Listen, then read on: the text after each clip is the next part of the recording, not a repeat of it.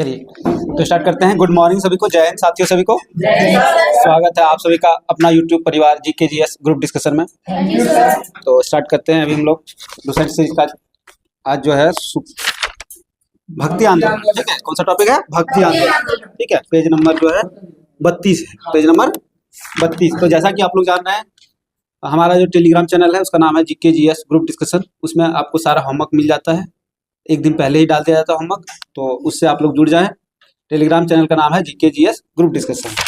चलिए स्टार्ट करते हैं। तो कल वाला थोड़ा सा हम लोग रिवाइज कर लेते हैं। कल पढ़े थे हम लोग सूफी आंदोलन, मतलब इससे पिछले क्लास में सूफी आंदोलन, ठीक है।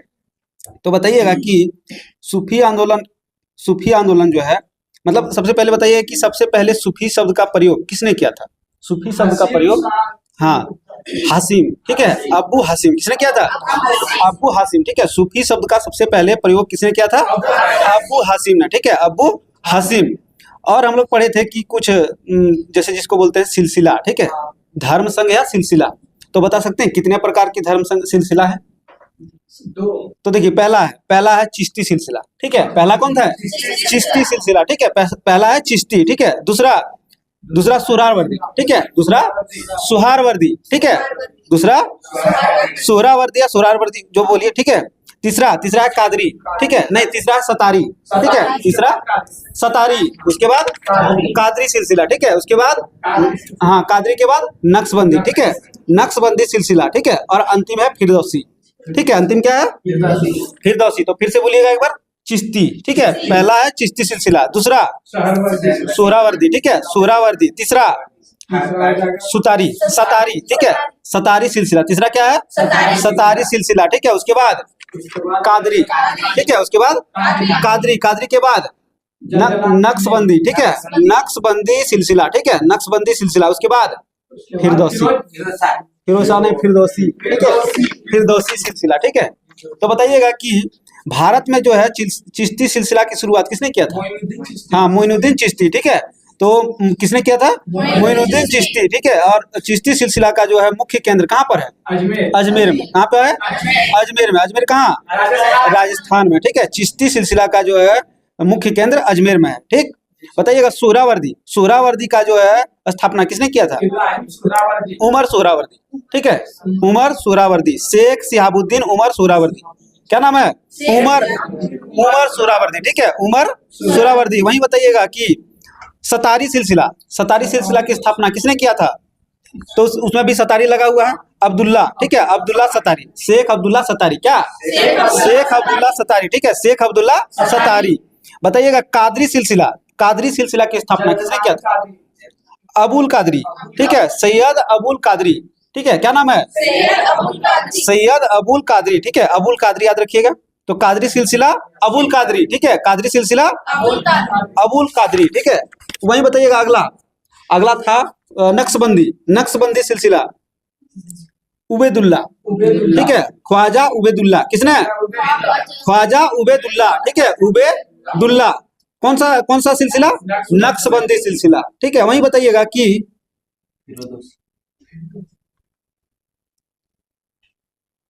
हाँ, तीसरा था फिरदौसी। तीसरा कौन था? अंतिम था फिरदौसी। तो फिरदौसी सिलसिला को लोकप्रिय किसने बनाया था? शरीफुद्दीन, ठीक है, शरीफुद्दीन नाम है, शेख शरीफुद्दीन, ठीक है। हाँ, इसमें फिरदौसी नहीं लगा है, समझे, उधर लगा था सब में नाम, इसमें है शेख शरीफुद्दीन, ठीक है, शेख शरीफुद्दीन। हाँ, हो गया। अब आज शुरू करते हैं भक्ति आंदोलन, ठीक है। क्या शुरू करते हैं? भक्ति आंदोलन। तो बताइएगा, पहला सवाल है कि भक्ति आंदोलन की शुरुआत कब हुई थी? 6ठी शताब्दी, ठीक है, भक्ति आंदोलन 6ठी शताब्दी। बताइएगा कौन सा क्षेत्र में 6ठी शताब्दी में भक्ति आंदोलन की शुरुआत हुई थी? तमिल क्षेत्र में, ठीक है, दक्षिण के तमिल क्षेत्र में। तो अगर राज्य पूछे तो कर्नाटक और महाराष्ट्र, ठीक है, कर्नाटक और महाराष्ट्र, ठीक है, कर्नाटक और महाराष्ट्र। तो बताइएगा कि भक्ति आंदोलन का जो विकास है वो किसने किया था? दो संत, ठीक है, एक अलवार और एक नैनार, ठीक है, अलवार और नैनार। तो बताइएगा जो वैष्णव धर्म को वैष्णव संत थे उसे क्या कहा जाता था? अलवार, ठीक है, वैष्णव संत को अलवार, वहीं शैव संत को नैनार, मतलब जो शिव की पूजा करते थे उसे नैनार, जो विष्णु की पूजा करते थे उसे अलवार। तो बताइएगा कि अलवार संतों की संख्या कितनी थी? 12। अलवार संत 12, वही बताइएगा नैनार संत 63, ठीक है, नैनार संत 63 थी, ठीक है। अगला बताइएगा कि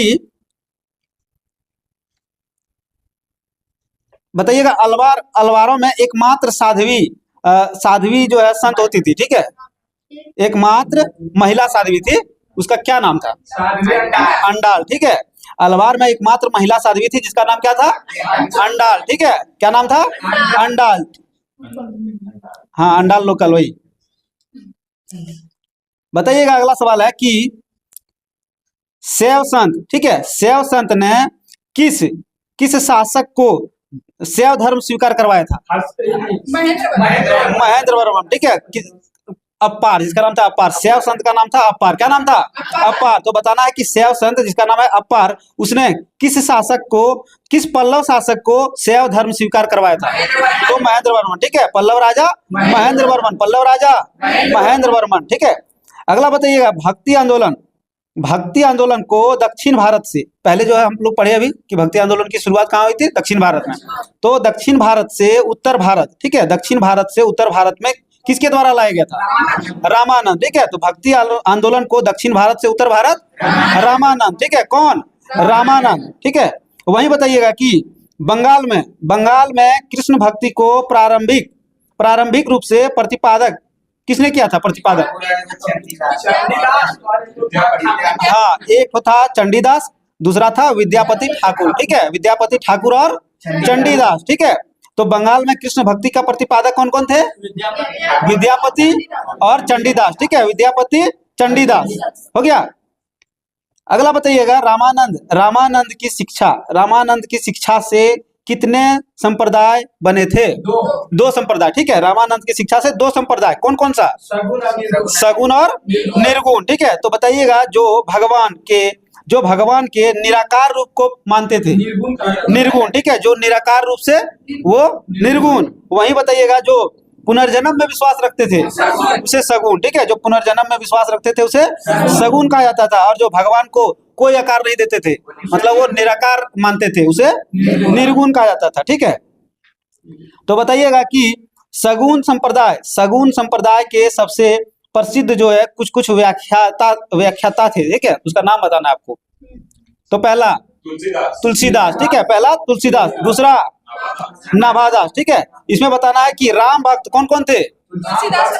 हाँ, ये सब राम भक्त थे, ठीक है, तुलसीदास राम भक्त, ठीक है, नाभादास राम भक्त। वही बताइएगा निम्बकाचार्य कृष्ण भक्त, ठीक है, निम्बकाचार्य कृष्ण भक्त, मीराबाई कृष्ण भक्त। वही बताइएगा चैतन्य महाप्रभु कृष्ण भक्त, ठीक है, सूरदास कृष्ण भक्त, हो गया। अगला बताइएगा कि जिन्हें कहा गया भावी उत्तर भारतीय पंथों का आध्यात्मिक गुरु, ठीक है, किसे कहा गया? कबीर को, ठीक है, कबीर को बोला गया है कि ये जो है आध्यात्मिक गुरु है, मतलब भावी मतलब भविष्य में, ठीक है, भविष्य में जो है उत्तर भारत पंथों का आध्यात्मिक गुरु किसे कहा गया है? कबीर को, ठीक है। तो कबीर कौन सा संप्रदाय से? निर्गुण, ठीक है, निर्गुण, कौन सा? निर्गुण।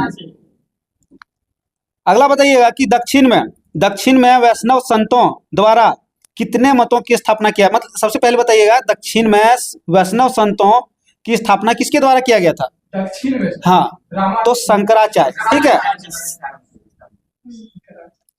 नहीं सॉरी, शंकराचार्य के अद्वैत दर्शन, ठीक है, शंकराचार्य के अद्वैत दर्शन के विरोध में, ठीक है, दक्षिण भारत में जो वैष्णव संत थे, तो वैष्णव संत को क्या बोला जाता था? अलवार, ठीक है। तो अलवारों के द्वारा कितने मतों की स्थापना की गई थी? 4 मत, ठीक है, कितने मत? 4 मत। तो बताइएगा कि द्वैतावाद मत की स्थापना किसने किया था? माधवाचार्य, ठीक है, द्वैतावाद माधवाचार्य, ठीक है, द्वैतावाद माधवाचार्य। लेकिन संप्रदाय की बात बोले तो ब्राह्मण संप्रदाय, कौन संप्रदाय? ब्राह्मण संप्रदाय, माधवाचार्य, ठीक है, ब्राह्मण संप्रदाय माधवाचार्य, लेकिन अगर मत की बात बोले तो द्वैतावाद। कौन वाद? द्वैतवाद। ठीक है, तो माधवाचार्य। वहीं बताइएगा विशिष्टाद्वैतवाद, रामानुजाचार्य। ठीक है, विशिष्ट द्वैतावाद रामानुजाचार्य। वहीं बताइएगा शुद्ध द्वैतावाद, विष्णु स्वामी। ठीक है, शुद्ध द्वैतावाद विष्णु स्वामी। बताइएगा द्वैताद्वैतवाद, हाँ निम्बकाचार्य। ठीक है, निम्बकाचार्य। द्वैताद्वैतवाद निम्बकाचार्य। ठीक है, वहीं पूछे द्वैतवाद माधवाचार्य। ठीक है, अब संप्रदाय बताइएगा। श्री संप्रदाय की स्थापना किसने किया था? रामानुजाचार्य। श्री संप्रदाय रामानुजाचार्य। वहीं बताइएगा रुद्र संप्रदाय, हाँ विष्णु स्वामी। ठीक है, आधा नहीं बोलिए, पूरा बोलिए, गलत तो गलत है। तो रुद्र संप्रदाय विष्णु स्वामी। वहीं बताइएगा सनकादि संप्रदाय निम्बकाचार्य। ठीक है, सनकादि संप्रदाय निम्बकाचार्य। श्री संप्रदाय रामानुजाचार्य। हो गया क्लियर यहाँ तक? अब पढ़ते हैं हम लोग शंकराचार्य के बारे में। ठीक है, तो बताइएगा पहला जो शंकराचार्य थे उनका जन्म कब हुआ था? शंकराचार्य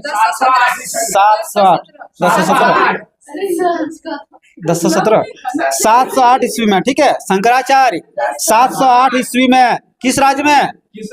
केरल। ठीक है, केरल में। तो शंकराचार्य गप नहीं सर, वो पूछ रहे थे कि रामानुजाचार्य नहीं, शंकराचार्य पढ़ रहे हैं। ठीक है, जो हम गलत 1017 में, हाँ रामानुजाचार्य। ठीक है, तो 708 में जो है किसका जन्म हुआ था? शंकराचार्य का। ठीक है, शंकराचार्य का 708 में केरल राज्य में। ठीक है, केरल के किस गांव में? कलाडी। ठीक है, कलाडी नामक गांव में। तो बताइएगा कि शंकराचार्य के पिता का नाम? शिवगुरु। ठीक है, शंकराचार्य के पिता का नाम शिवगुरु, माता का नाम आर्यम्बा। ठीक है, आर्यम्बा, पिता का नाम शिवगुरु। ठीक है, आर्यम्बा थी, आर्यम्बा कौन थी? माता। ठीक है, तो पिता का नाम शिवगुरु, माता का नाम आर्यम्बा। ठीक है, अगला बताइएगा कि जो सन्यास की दीक्षा ली थी शंकराचार्य ने, किससे ली थी? योगी से। गोविंद योगी। ठीक है, योगी जी से नहीं लिया था, वही नाम है गोविंद योगी। ठीक है, गोविंद योगी। तो किससे लिया था? गोविंद योगी। ठीक है, गोविंद योगी। और बताइएगा कि शंकराचार्य ने भारत में कुल कितने पीठों की स्थापना की थी? 4 पीठ। कितने पीठ? 4 पीठ। तो बताइएगा उत्तर में जो पीठ का निर्माण किया था उसका क्या नाम था? ज्योतिष पीठ। ठीक है, उत्तर में ज्योतिष पीठ। कहाँ पर? बद्रीनाथ में। उत्तर में बद्रीनाथ में। ठीक है, उत्तर में बद्रीनाथ में ज्योतिष पीठ। ठीक है, उत्तर में ज्योतिष पीठ बद्रीनाथ में। वहीं बताइएगा कि दक्षिण में रामेश्वरम में। ठीक है, रामेश्वरम में श्रृंगेरी पीठ। ठीक है, श्रृंगेरी पीठ। तो दक्षिण में श्रृंगेरी पीठ। ठीक है, दक्षिण में श्रृंगेरी पीठ। वहीं बताइएगा पूरब में, हाँ गोवर्धन पीठ। ठीक है, पूरब में गोवर्धन पीठ। पश्चिम में शारदा पीठ। ठीक है, इसमें शारदा पीठ लिखा था यहाँ पे तो गलत है। ठीक है, तो शारदा पीठ नहीं है, ये है श्रृंगेरी पीठ। और शारदा पीठ जो है वो पश्चिम में है, जो कि गुजरात में है, गुजरात के द्वारका में। ठीक है, द्वारका में। तो बताइएगा फिर से एक बार, उत्तर में ज्योतिष पीठ। ठीक है, उत्तर में ज्योतिष पीठ। दक्षिण में श्रृंगेरी पीठ। ठीक है, दक्षिण में श्रृंगेरी पीठ। वही बताइएगा पूरब में गोवर्धन पीठ। ठीक है, पूरब में गोवर्धन पीठ। पश्चिम में शारदा पीठ। ठीक है, पश्चिम में शारदा पीठ। अब बताइएगा कि उत्तर में जो है ज्योतिष पीठ कहाँ किया था? तो उत्तर में बद्रीनाथ। ठीक है, उत्तर में बद्रीनाथ। ठीक है, वही बताइए दक्षिण में पुरी। ठीक है, पुरी उड़ीसा। ठीक है, नहीं दक्षिण में रामेश्वरम, सॉरी दक्षिण में रामेश्वरम। पूरब में पुरी। ठीक है, पूरब में पुरी। और वहीं बताइएगा पश्चिम में तो द्वारका। ठीक है, द्वारका गुजरात। ठीक है, तो बताइएगा कि चारों पीठों में सबसे पहला पीठ कौन सा था? श्रृंगेरी पीठ। ठीक है, पहला पीठ कौन था? श्रृंगेरी पीठ, जो कहाँ पर? दक्षिण में रामेश्वरम। ठीक है, दक्षिण में रामेश्वरम। अब बताइएगा शंकराचार्य की मृत्यु कब हुई थी? 820 में। ठीक है, 820 में। 708 में इनका जन्म हुआ, 820 में इनकी मृत्यु हो गई। मतलब कितना? 32 साल ना, 32 साल। तो शंकराचार्य की मृत्यु कब हुई थी? 820 में। ठीक है, 820 ईस्वी में हो गया। बताइएगा शंकराचार्य किस धर्म के अनुयायी थे? शैव धर्म। ठीक है, शिव की पूजा करते थे इसलिए शंकराचार्य। ठीक है, तो शंकराचार्य शैव धर्म। ठीक है, शंकराचार्य शैव धर्म। अब आते हैं हम लोग, हाँ एक चीज और कि शंकराचार्य कौन से मत का संपादन किए थे? कौन से मत? हाँ, अभी मत पढ़े थे ना। तो शंकराचार्य कौन सा मत? नहीं, अद्वैतवाद। ठीक है, अद्वैतवाद। ठीक है, शंकराचार्य अद्वैतवाद, शंकराचार्य अद्वैतवाद। ठीक है, अगला बताइएगा रामानुजाचार्य। रामानुजाचार्य का जन्म कब हुआ था? 1017। ठीक है, अब आया 1017। तो रामानुजाचार्य का जन्म 1017 में। ठीक है, 1017 में कहाँ हुआ था? मद्रास। ठीक है, मद्रास। रामानुजाचार्य का जन्म 1017 में मद्रास में। ठीक है, मद्रास के निकट पेरुम्बर, कौन सा गांव? पेरुम्बर, पेरुम्बर नामक स्थान पर। ठीक है, पेरुम्बर नामक स्थान पर। तो बताइएगा रामानुजाचार्य जो है किस भगवान को मानते थे? राम। ठीक है, राम की। ठीक है, रामानुजाचार्य राम की आराधना करते थे। किसकी? राम की। ठीक है, बताइएगा रामानुजाचार्य जो है किस रामानुजाचार्य ने वेदांत में प्रशिक्षण जो लिए थे। ठीक है, वेदांत में प्रशिक्षण जो लिए थे वो किससे प्राप्त किए थे? यादव प्रकाश। ठीक है, क्या नाम है? यादव प्रकाश। ठीक है, कांचीपुरम के यादव प्रकाश। क्या नाम है? यादव प्रकाश। ठीक है, यादव प्रकाश से उन्होंने प्रशिक्षण ग्रहण किए थे। किसने? रामानुजाचार्य। ठीक है, रामानुजाचार्य। अगला बताइएगा रामानुजाचार्य, ठीक है, कौन से मत के प्रतिपादन किया था? रामानुजाचार्य। हाँ, नहीं, सब भूल गए। विशिष्ट द्वैतावाद। ठीक है, विशिष्ट द्वैतावाद। रामानुजाचार्य विशिष्ट द्वैतावाद। ठीक है, रामानुजाचार्य विशिष्ट द्वैतावाद हो गया। अब आते हैं रामानंद। ठीक है, तो बताइएगा रामानंद, सबसे पहले बताइएगा रामानंद सगुण की निर्गुण? सगुण। ठीक है, रामानंद सगुण। तो रामानंद का जन्म कहाँ हुआ था? रामानंद का जन्म प्रयाग। ठीक है, प्रयाग में। ठीक है, प्रयाग में जन्म हुआ था, शिक्षा वाराणसी से ग्रहण किया था। तो रामानंद का जन्म प्रयाग में हुआ था। ठीक है, रामानंद का जन्म कब कहाँ हुआ था? प्रयाग में। तो बताइएगा रामानंद के कितने शिष्य थे? 12 शिष्य। कितने शिष्य? 12 शिष्य। बताइएगा उसमें कितने महिला? 2 महिला। कितने महिला? 2 महिला। क्या क्या? हाँ, नाम है पद्मावती सुरसरी। पद्मावती सुरसरी। ठीक है, तो बताइएगा कि रैदास किसका चेला था? रामानंद। ठीक है, रैदास रामानंद। बताइएगा कबीर रामानंद। ठीक है, कबीर रामानंद। बताइएगा धन्ना रामानंद। धन्ना रामानंद। सेना रामानंद। ठीक है, सेना भी रामानंद। एक और है साधना रामानंद। ठीक है, पीपा रामानंद। ठीक है, तो बताइएगा कि रैदास किस जाति के थे? चमार जाति के। ठीक है, रैदास चमार जाति। वहीं बताइएगा कबीर जुलाहा। ठीक है, कबीर जुलाहा। वहीं बताइएगा धन्ना जाट। पूछ देता है। ठीक है, पूछ देगा कहीं सवाल तो बस छोड़ के आ जाइए। जुलाहा जाति का नाम है उसका। ठीक है, हाँ। अगला बताइएगा कि संतों का संत किसे कहा जाता था? हाँ, रैदास। ठीक है, संतों का संत रैदास को कहा जाता था। ठीक है, अब बताइएगा वही कि साधना कौन सी जाति? कसाई। ठीक है, साधना कसाई। वही बताइएगा सेना नाई। ठीक है, सेना नाई। वही बताइएगा पीपा राजपूत जाति। ठीक है, पीपा राजपूत जाति का हो गया। अब आते हैं कबीर। तो बताइएगा कबीर सगुण की निर्गुण? निर्गुण। ठीक है, कबीर निर्गुण। तो बताइएगा कबीर का जन्म कहाँ हुआ था? वाराणसी। ठीक है, कबीर का जन्म वाराणसी। तो कबीर का जन्म वाराणसी में कब हुआ था? 1440 में। ठीक है, 1440 में। इसमें बताया गया कि विवादास्पद है। ठीक है, मतलब कि विवादित है। तो कहने का मतलब है कि उसका हुआ था कैसे कि एक विधवा ब्राह्मण। ठीक है, विधवा ब्राह्मणी ने उसको जन्म दिया। किसने दिया था? विधवा ब्राह्मणी ने जन्म दिया और उसके बाद उसको ले जाके तालाब के समीप छोड़ दिया था। ठीक है, कहाँ पर? तालाब के समीप। कहाँ पर? वाराणसी में। ठीक है, वाराणसी में लहर तारा कहाँ पर? लहर तारा के पास तालाब के समीप छोड़ दिया था।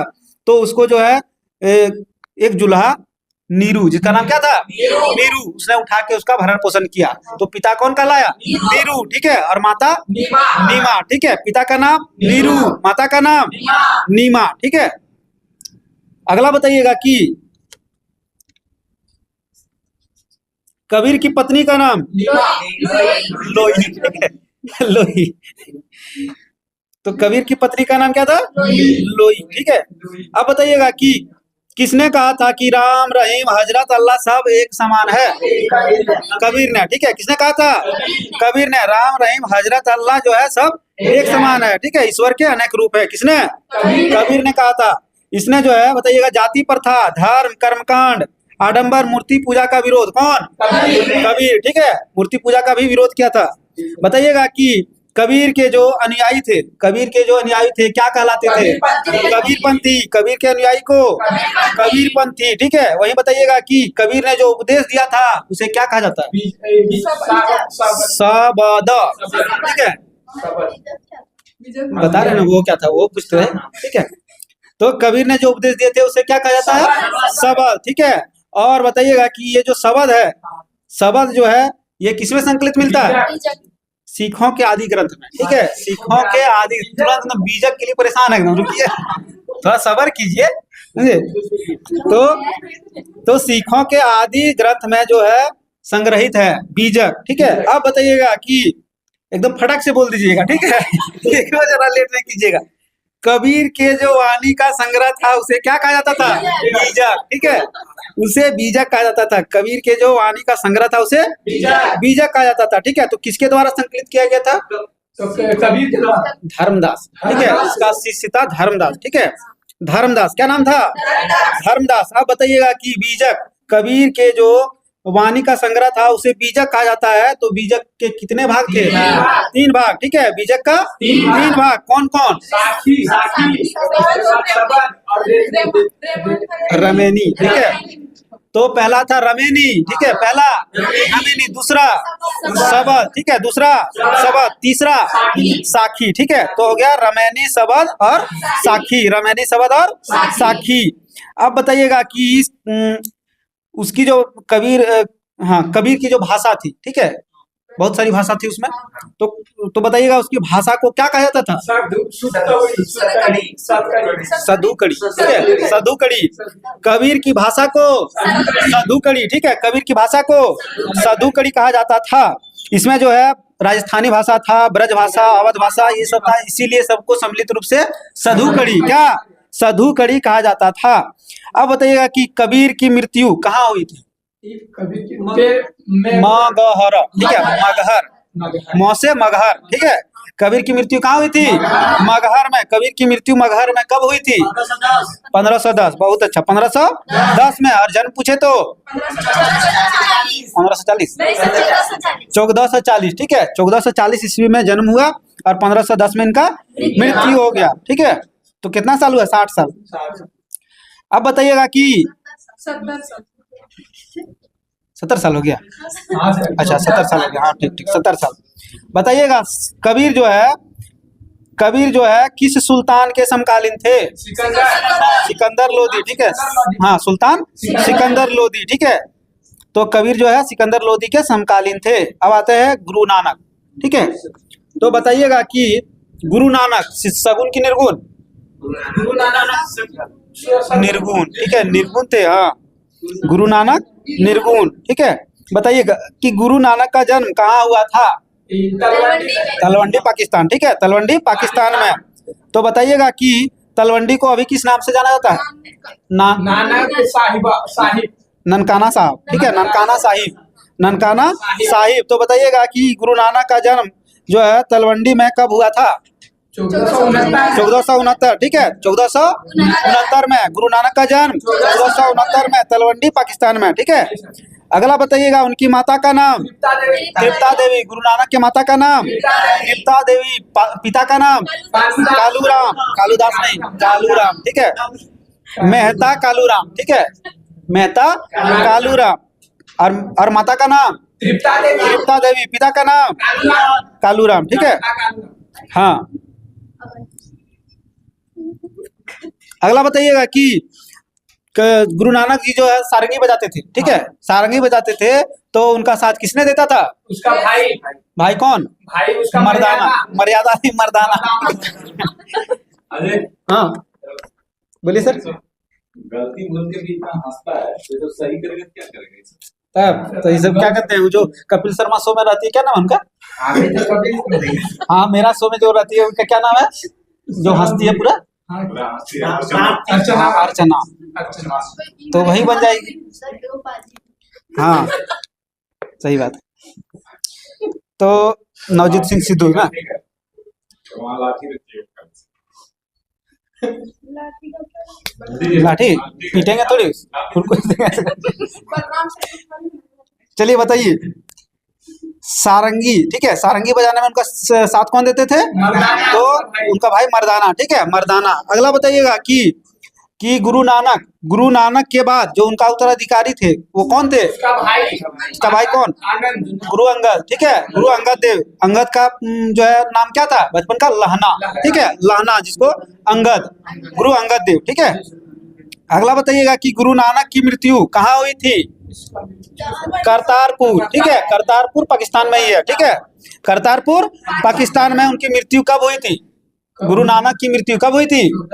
1539, ठीक है, 1539 में। और जन्म 1469 में। 1469 में, मृत्यु 1539 में, ठीक है, करतारपुर में। अगला बताइएगा कि नाना साहब गुरु नानक जो थे किस सूफी संत से प्रभावित हुए थे? वो बाबा फरीद। बाबा फरीद, ठीक है, बाबा फरीद। फरीद, ठीक है। गुरु नानक जी जो है बाबा फरीद से प्रभावित हुए थे, ठीक है। अब आते हैं चैतन्य स्वामी, ठीक है। तो बताइए चैतन्य स्वामी का जन्म कहाँ हुआ था, किस राज्य में? हाँ, चैतन्य महाप्रभु बंगाल में, ठीक है।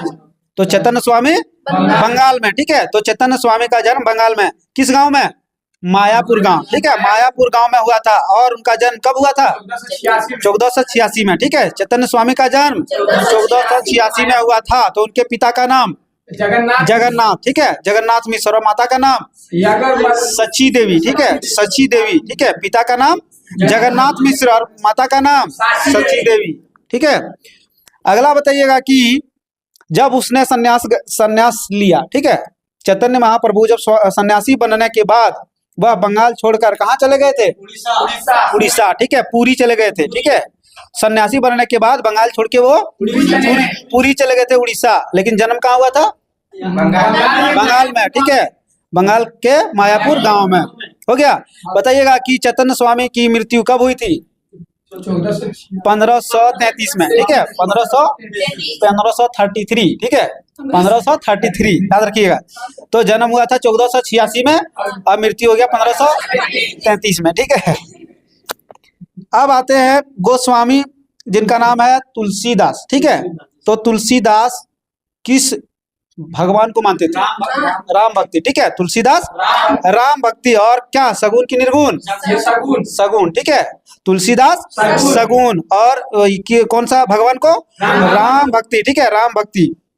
तो बताइएगा कि तुलसीदास का जन्म किस राज्य में हुआ था? तुलसीदास का? हाँ, किस राज्य में? उत्तर प्रदेश, ठीक है। तो तुलसीदास का जन्म उत्तर प्रदेश, उत्तर प्रदेश का कौन जिला? बांदा जिला, ठीक है, उत्तर प्रदेश का बांदा जिला और राजापुर गांव में, ठीक है, राजापुर गांव में। तो बताइएगा तुलसीदास का जन्म जो है उत्तर प्रदेश के बांदा जिले में राजापुर गांव में कब हुआ था? 1532। कब हुआ था? 1532। पिता का नाम? आत्माराम, ठीक है, आत्माराम। तुलसीदास के पिता का नाम आत्माराम, माता का नाम हुलसी, ठीक है, माता का नाम हुलसी, ठीक है। बताइएगा कि रामचरितमानस की रचना किसने किया था? तुलसीदास, ठीक है। कौन सी भाषा में? अर्धमागधी, ठीक है, अर्धमागधी। तो रामचरितमानस की रचना अर्धमागधी भाषा में किसने किया था? तुलसीदास ने, ठीक है। अब बताइएगा कि तुलसीदास जो है, तुलसीदास किस मुगल शासक के समकालीन थे? अकबर, ठीक है, तुलसीदास अकबर। लेकिन वही पूछे कि तुलसीदास जो है किस मेवाड़ के शासक के समकालीन थे? महाराणा प्रताप, ठीक है। अगर मुगल शासक पूछे तो अकबर, ठीक है, मुगल शासक अकबर। लेकिन अगर पूछे मेवाड़ शासक महाराणा प्रताप, ठीक है, महाराणा प्रताप के समकालीन थे। तो बताइएगा कि तुलसीदास की मृत्यु कब हुई थी? 1623। कब हुई थी? 1623। तुलसीदास की मृत्यु 1623 में हो गया। अब आता है धन्ना, ठीक है। तो बताइएगा सबसे पहले धन्ना कौन सी जाति की थी? ये हो जाएगा आपका राजपूत। जाट, ठीक है, धन्ना जाट, ठीक है। वहीं बताइएगा कबीर, हाँ जोली नहीं जुलाहा, ठीक है, कबीर जुलाहा, ठीक है, धन्ना जाट, ठीक है। तो बताइएगा कि धन्ना जो है, धन्ना का जन्म एक जाट परिवार में हुआ था, कब हुआ था?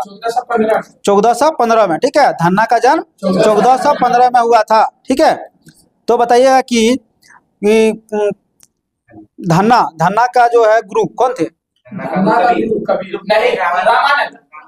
रामानंद, ठीक है। रामानंद का कितना चेला? 12 चेला, उसमें से 2 को चेली, ठीक है। तो दो ठो चेली का नाम बताना है। पद्मावती और सुरसरी, पद्मावती और सुरसरी, ठीक है, 2 हो गया। उनका शिष्या थी महिला, ठीक है। तो बताइएगा कि किसने भगवान की मूर्ति को जो है हाथ से भोजन कराया था? इसने कहा था तो धन्ना, ठीक है, भगवान की मूर्ति को हाथ से भोजन कराया था, किसने? धन्ना ने, ठीक है। उस टाइम जो है ना क्या था सर? ये क्या बोलते हैं? सतयुग, ठीक है। आज सबसे बड़ा उस टाइम कुछ भी संभव था, ठीक है, भक्ति में लीन होके बहुत कुछ किया जा सकता था, ठीक है। अब जो है आडंबर कर्मकांड अब बड़ा है, ठीक है। उस टाइम भी था, लेकिन उस टाइम मतलब क्या कहते हैं, ये सब विरोधी थे और ये सब भक्ति में लीन थे, ठीक है। अभी जो है पूजा कम करता है, दिखाता ज्यादा है अभी का टाइम में, ठीक है, लेकिन उस टाइम में पूजा ज्यादा करता था, दिखाता कम था। हो गया।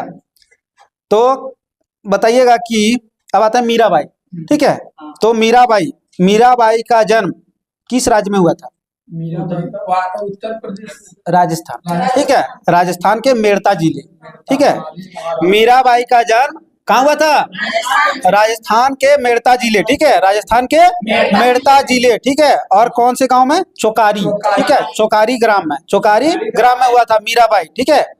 तो बताइएगा मीराबाई के पिता का नाम? रत्न राठौर। हाँ, रतन सिंह राठौर, ठीक है, रतन सिंह राठौर, रावड़ी राठौर नहीं, रतन सिंह राठौर, ठीक है, रतन सिंह राठौर। तो बताइएगा इनके ससुर का नाम? इनका ससुर ये राणा संगा, ठीक है, राणा संगा। मीराबाई के ससुर का नाम राणा संगा, ठीक है, जो उनके पुत्र थे भोजराज, ठीक है। तो भोजराज से मीराबाई की शादी हुई थी, ठीक है, शादी हुई थी, और इनके पिता का नाम रतन सिंह राठौर था। तो मीराबाई का जन्म कब हुआ था? 1498 में, ठीक है। उसके बाद क्या हुआ? भोजराज की मृत्यु बहुत जल्दी हो गई थी, शादी होने के कुछ दिन बाद ही उनकी मृत्यु हो गई थी, ठीक है। किनकी? भोजराज की, ठीक है, भोजराज की मृत्यु हो गई। तो इसे जो है समाज में बहुत सारा मतलब पीड़ा को झेलना पड़ा, बहुत इनको दुख हुआ। तो इसने क्या किया कि कृष्ण भक्ति में लीन हो गई, ठीक है, और कृष्ण को अपने प्रेमी या पति मानकर मतलब उसके भक्ति में लीन हो गई। हो गया। तो बताइएगा कि उसके बाद मीराबाई का मृत्यु 1646 में, ठीक है, कहाँ पर? द्वारका, ठीक है। मीराबाई की मृत्यु 1646 में, कब? 1646 में, बहुत हड़बड़ी है आप लोग को। 1646 में, ठीक है, मीराबाई की मृत्यु 1646 में कहाँ हुआ था? द्वारका में, ठीक है। द्वारका कहाँ पे है? गुजरात, ठीक है, द्वारका गुजरात। अब आते हैं रैदास, ठीक है। तो बताइएगा सबसे पहले रैदास किस जाति के? चमार जाति के, ठीक है, रैदास चमार जाति के। बताइएगा कि रैदास जो है, रैदास के गुरु कौन थे? रामानंद, ठीक है। तो रामानंद का ही ये चेला थे, ठीक है। तो रैदास जो है के गुरु का नाम रामानंद था। बताइएगा कि रैदास के पिता का नाम? रघु, ठीक है। तो रैदास से रघु, ठीक है, रघु, ठीक है। तो रैदास के पिता का नाम रघु। वहीं बताइएगा माता का नाम? घुरबिनिया, ठीक है, घुरबिनिया। रैदास की माता का नाम घुरबिनिया, ठीक है। और इसने अपने जीविकापार्जन कैसे करते थे? जीविकोपार्जन मतलब जीवन कैसे चलाते थे? जूता सिलकर, ठीक है, जूता बनाकर जीविकापार्जन करते थे। तो बताइएगा कि रैदासी संप्रदाय की स्थापना किसने किया था? रैदास, ठीक है, रैदासी संप्रदाय, रैदास, ठीक है, रैदासी संप्रदाय की स्थापना किसने किया था? रैदास ने। वहीं बताइएगा ब्रह्म संप्रदाय का माधवाचार्य। देखिए ब्रह्म संप्रदाय 2 ठो है इसमें, ठीक है, एक ठो माधवाचार्य, ठीक है, हम लोग पहले पढ़े एक ठो है दादू दयाल, ठीक है। दादू दयाल ने भी ब्रह्म संप्रदाय की स्थापना किया था, ठीक है। तो सांभर में आकर इन्होंने ब्रह्म संप्रदाय की स्थापना किया था, ठीक है। तो कंफ्यूज नहीं होना, लेकिन हमको लगता है ना कि हाँ पूछेगा ना, तो हमको लगता है यही होगा, माधवाचार्य, ठीक है। माधवाचार्य होगा, ब्रह्म संप्रदाय माधवाचार्य, ठीक है। तो अगर रैदासी संप्रदाय बोले तो रैदास, ठीक है। रैदासी संप्रदाय रैदास। अब आते हैं दादू दयाल, ठीक है। तो दादू दयाल बताइएगा कि दादू दयाल जो है का गुरु का नाम क्या था? दादू दयाल। हाँ, तो इसको कबीर, ठीक है। कबीर के अनुयायी थे दादू दयाल, जो है ना कबीर के अनुयायी थे, ठीक है। याद रखिएगा, कबीर के अनुयायी थे दादू दयाल, ठीक है। और कबीर जो है रामानंद का, ठीक है। कबीर का गुरु का नाम रामानंद था। तो बताइएगा दादू दयाल का जन्म कहाँ हुआ था? अहमदाबाद, ठीक है। दादू दयाल अहमदाबाद, दादू दयाल अहमदाबाद। तो दादू दयाल का जन्म जो है अहमदाबाद में कब हुआ था? 1544, ठीक है। 1544 दादू दयाल का जन्म 1544 में हुआ था, ठीक है। तो बताइएगा कि दादू दयाल किस जाति के थे? हाँ, धुनिया, ठीक है। धुनिया जाति। कौन जाति? धुनिया जाति, ठीक है। दादू दयाल धुनिया जाति के, हो गया। बताइएगा कि दादू दयाल के एक शिष्य थे, उनका क्या नाम था? तो सुंदरदास, ठीक है। दादू दयाल का शिष्य का नाम सुंदरदास था, ठीक है। और दादू दयाल की मृत्यु 1603 में हो गई थी। कब? 1603 में, ठीक है। 1603 में। बताइएगा कि नीपख नामक आंदोलन की शुरुआत किसने किया था? दादू दयाल, ठीक है। नीपख नामक आंदोलन की शुरुआत दादू दयाल ने किया था। अब आते हैं शंकर देव, ठीक है। तो बताइएगा कि शंकर देव किस भगवान की पूजा करते थे? शंकर नहीं, वो शंकराचार्य थे, ठीक है। शंकर देव विष्णु भगवान की, ठीक है। विष्णु भगवान की पूजा करते थे, ठीक है। और ये कृष्ण पूजा की विरोधी थे। कौन? शंकर देव, ठीक है। शंकर देव, कौन? शंकर देव। तो बताइएगा कि शंकर देव ने अपने भक्ति आंदोलन का प्रचार प्रसार किस राज्य में किया था? शंकर देव, हाँ, शंकर देव ने भक्ति आंदोलन का प्रचार प्रसार किस राज्य में किया था? तो असम में, ठीक है। कहाँ पर? असम में, ठीक है। वहीं अगर पूछे कि चैतन्य स्वामी किस राज्य से? चैतन्य स्वामी बंगाल से, ठीक है। बंगाल में उसका जन्म हुआ था। लेकिन अगर असम में जो है भक्ति आंदोलन का प्रचार प्रसार किसने किया था? शंकर देव, ठीक है। शंकर देव ने, किसने? शंकर देव ने। और ये चैतन्य के समकालीन थे, ठीक है। चैतन्य के समकालीन थे। कौन? शंकर देव, ठीक है। और ये कृष्ण पूजा की विरोधी थे। कौन? शंकर देव, ठीक है। तो बताइएगा कि अब आते हैं यहाँ पे, थोड़ा सा एक जरा रिवाइज कर लेते हैं। बताइएगा कि भूख लग गया? कितना टाइम हो गया? अभी 10:30। चलिए बताइएगा कि सगुन और निर्गुण के बारे में पूछते हैं, ठीक है। बताइएगा कि कबीर सगुन की निर्गुण, ठीक है। रामानंद निर्गुण, सगुन, ठीक है। रामानंद सगुन। सगुन माने क्या? मतलब जो भगवान में विश्वास रखते, मतलब मूर्ति पूजा वगैरह खुद बोलते, जो पुनर्जन्म में विश्वास रखते थे, ठीक है। जो पुनर्जन्म में विश्वास रखते थे उसे सगुन, ठीक है। लेकिन जो भगवान के निराकार रूप को पूजते थे उसे निर्गुण, ठीक है। तो सगुन और निर्गुण में फर्क पता चल गया। तो बताना है कि रामानंद सगुन, ठीक है। रामानंद सगुन। वही बताइएगा कबीर निर्गुण, ठीक है। कबीर निर्गुण। बताइएगा कि गुरु नानक निर्गुण, ठीक है। गुरु नानक निर्गुण, ठीक है। हाँ, बताइएगा कि तुलसीदास राम भक्त या कृष्ण भक्त? राम भक्त। तुलसीदास राम भक्त। वही बताइएगा नाभादास राम भक्त, ठीक है। नाभादास राम भक्त। बताइएगा मीराबाई कृष्ण भक्त, ठीक है। मीराबाई कृष्ण भक्त। बताइएगा सूरदास कृष्ण भक्त, ठीक है। सूरदास कृष्ण भक्त, ठीक है। आप लोग कंफ्यूज नहीं होना है, तुलसीदास और कालिदास और सूरदास में कंफ्यूज नहीं होना है, ठीक है। हम जो पूछ रहे हैं उसका जवाब देना। बताइएगा सूरदास कृष्ण भक्त, ठीक है। वहीं बताइएगा कि वल्लभाचार्य कृष्ण भक्त, ठीक है। वल्लभाचार्य कृष्ण भक्त। निम्बकाचार्य कृष्ण भक्त, ठीक है। निम्बकाचार्य कृष्ण भक्त। चैतन्य स्वामी कृष्ण भक्त, ठीक है। चैतन्य स्वामी कृष्ण भक्त। बताइएगा कितने अलवार संत?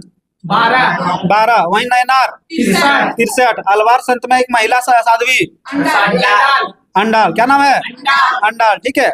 बताइएगा रामदास के दो शिष्या चेली, तो एगो पद्मावती पद्मावती और सुरसरी, पद्मावती और सुरसरी। रामानंद के कितने शिष्य? 12 शिष्य। कितने शिष्य? 12 शिष्य। 12 का नाम बताइए तो आपको। पहला कबीर, दीपा, सेना, हाँ उसके बाद धन्ना, ठीक है, उसके बाद क्या ठीक ठीक, बोलिए, वो बोलते जाइए। उसके बाद तुलसीदास बोलते हैं, sorry। सुरसरी महिला थी, ठीक है। सुरसरी और पद्मावती पुरुष में बताना है। रैदास, ठीक है, रैदास। उसके बाद कबीर, रैदास, कबीर, धन्ना, ठीक है। उसके बाद पीपा, उसके बाद सेना, उसके बाद साधना, ठीक है। साधना कौन? साधना। तो इसका कुल कितने शिष्य? 12 शिष्य, ठीक है। तो इस तरह का आएगा कि बताना है कि जैसे बोल देगा कि कबीर जो है के गुरु का नाम क्या था? रामानंद, ठीक है। तो रामानंद का ढेर शिष्य हुआ करता था। अब थोड़ा सा पॉलिटी में रिवाइज कर लेते हैं, ठीक है। नया लगता है कुछ नहीं है उसमें। पहले भाग आप लोग का क्लियर हो गया होगा, ठीक है। तो बताइएगा कि भाग 1 में संघ और उसका राज्य क्षेत्र, ठीक है। भाग 1 में संघ और उसका राज्य क्षेत्र, लेकिन अनुच्छेद 1 से 4, ठीक है। अनुच्छेद 1 से 4, ठीक है। संघ एवं उसका राज्य क्षेत्र 1 से 4। बताइए भाग 2 में नागरिकता, भाग 2 में नागरिकता, भाग 3 में मौलिक अधिकार, भाग 3 में मौलिक अधिकार। भाग 2 का जो नागरिकता है उसका वर्णन कितने अनुच्छेद में? 14 से 18, 14 से 35। भाग 2 में है तो वो 4 तक चला, तो ये 5 से, ठीक है, 5 से 11, ठीक है।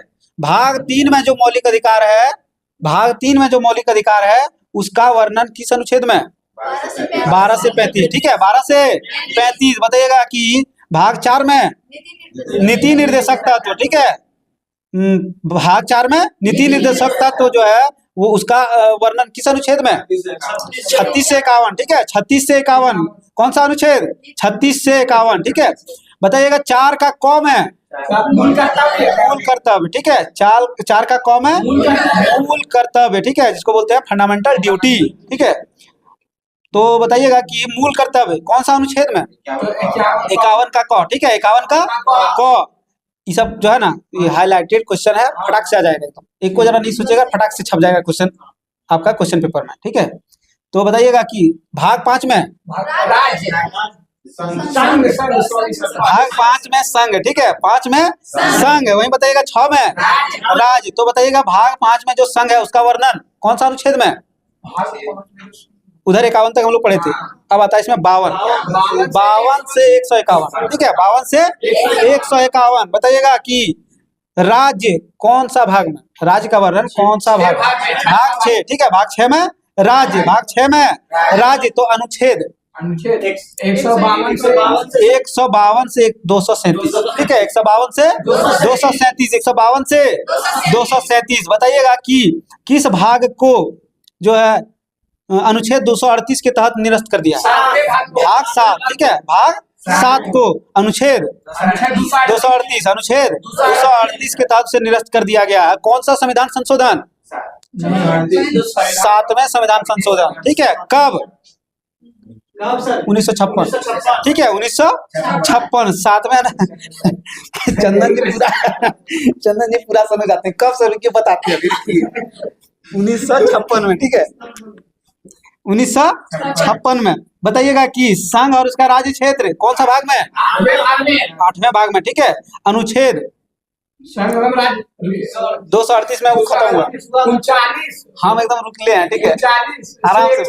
हाँ, 239 से 42, ठीक है, 239 से 242, 239 से 242। बताइएगा नगर पालिका 9 का कौम है, ठीक है, 9 का कौम है, नगर पालिका 9 का कौम है। तो अनुच्छेद हाँ 243 का तो, ठीक है, से 243 का यह 76, ठीक है। हाँ,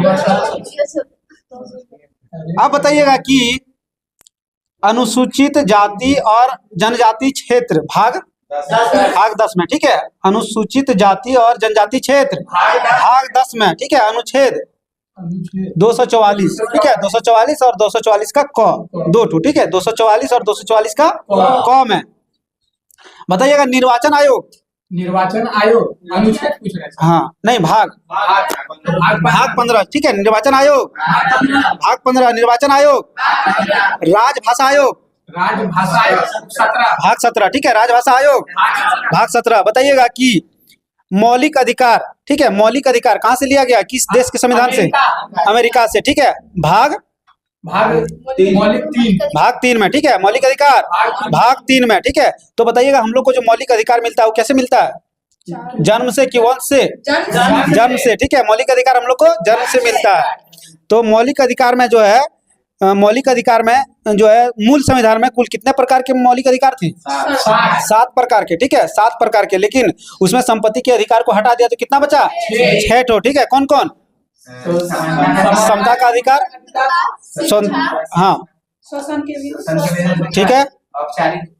पहला समता का अधिकार, ठीक है। पहला समता या समानता का अधिकार। दूसरा स्वतंत्रता का अधिकार, दूसरा स्वतंत्रता का अधिकार, ठीक है। तीसरा शोषण के विरुद्ध अधिकार, ठीक है। तीसरा शोषण के विरुद्ध अधिकार। चौथा धार्मिक स्वतंत्रता का अधिकार, ठीक है। चौथा धार्मिक स्वतंत्रता का अधिकार, वही बताइएगा। पांचवा संस्कृति एवं शिक्षा संबंधी अधिकार, ठीक है। संस्कृति एवं शिक्षा संबंधी अधिकार बताइएगा। छठा संवैधानिक उपचारों का अधिकार, ठीक है। संवैधानिक उपचारों का अधिकार। तो हम लोग देख लिए थे, समता का अधिकार पढ़ लिए थे, ठीक है। उसके बाद स्वतंत्रता का अधिकार पढ़ लिए थे। शोषण के विरुद्ध अधिकार देखेंगे आज, ठीक है। शोषण के विरुद्ध अधिकार। तो बताइएगा कि मानव के दुर्व्यापार, ठीक है। मानव के दुर्व्यापार और बलात् श्रम का प्रतिषेध कौन सा अनुच्छेद में? अनुच्छेद 23, ठीक है। इसमें कहा गया है कि व्यक्ति का खरीद बिक्री नहीं कर सकते हैं, ठीक है। बेगारी, बेगारी मतलब क्या? हाँ, मतलब बिना पैसा का जबरदस्ती काम नहीं करवा सकते हैं। तो वो किस अनुच्छेद में है? 23 में, ठीक है। जबरदस्ती लिया गया श्रम जो है वो गलत ठहराया जाएगा। उल्लंघन विधि के अनुसार दंडनीय अपराध होगा, ठीक है। दंडनीय अपराध होगा। तो कौन सा अनुच्छेद में? अनुच्छेद 23। लेकिन एक तो नोट है, क्या नोट है, ठीक है। नोट है कि जरूरत पड़ने पर, ठीक है, जरूरत पड़ने पर राष्ट्र सेवा करने के लिए बाध्य किया जा सकता है, ठीक है। ये क्या है? नोट है, ठीक है। नोट है कि जरूरत पड़ने पर राष्ट्र सेवा के लिए बाध्य किया जा सकता है, ठीक है। बताइएगा अगला, बालकों के नियोजन का प्रतिषेध अनुच्छेद 24, ठीक है। इसमें कहा गया है कि 14 वर्ष से कम आयु वाले किसी बच्चे को कारखाना में नहीं रख सकते हैं, ठीक है। उसको कोई खदान में काम नहीं करवा सकते हैं। 14 वर्ष से कम आयु का जो है नियुक्ति नहीं कर सकते हैं। किस अनुच्छेद के तहत? अनुच्छेद 24 हो गया। अब आते हैं चौथा, धार्मिक स्वतंत्रता का अधिकार। कौन सा? धार्मिक स्वतंत्रता का अधिकार। तो बताइएगा कि कोई भी व्यक्ति किसी भी धर्म मान सकता है। कौन सा अनुच्छेद? अनुच्छेद 25, ठीक है। अनुच्छेद 25, और उसका प्रचार प्रसार भी कर सकता है अनुच्छेद 25 के तहत, ठीक है। तो प्रचार करने की स्वतंत्रता, ठीक है। और जो है, हाँ, कोई भी धर्म अपनाने की स्वतंत्रता अनुच्छेद 25 में, ठीक है। अगला बताइएगा कि कोई व्यक्ति जो है अपने धर्म के लिए संस्था की स्थापना कर सकता है। कौन सा अनुच्छेद में? अनुच्छेद 26, ठीक है। अनुच्छेद 26 मतलब बताया गया है धार्मिक कार्यों के प्रबंध की स्वतंत्रता, ठीक है। धार्मिक कार्यों के प्रबंध की स्वतंत्रता तो किसमें? अनुच्छेद 26, ठीक है। इसमें यह भी कहा गया है कि पोषण करने, विधि सम्मत संपत्ति के अर्जन करने, ठीक है, स्वामित्व व प्रशासन का अधिकार कर सकता है। किसमें? अनुच्छेद 26 के तहत। अगला बताइए कि किसी भी व्यक्ति को ऐसे टैक्स देने के लिए बाध्य नहीं किया जा सकता है जिसकी आय किसी विशेष धर्म अथवा धार्मिक संप्रदाय की उन्नति या पोषण में व्यय करने के लिए विशेष रूप से निश्चित किया गया है। अनुच्छेद 27, ठीक है। अनुच्छेद 27 मतलब कि धार्मिक कर नहीं लगेगा। हाँ, तो धार्मिक कर नहीं लगेगा। कौन सा अनुच्छेद? अनुच्छेद 27, ठीक है। धार्मिक कर अनुच्छेद 27 के तहत नहीं लगेगा, ठीक।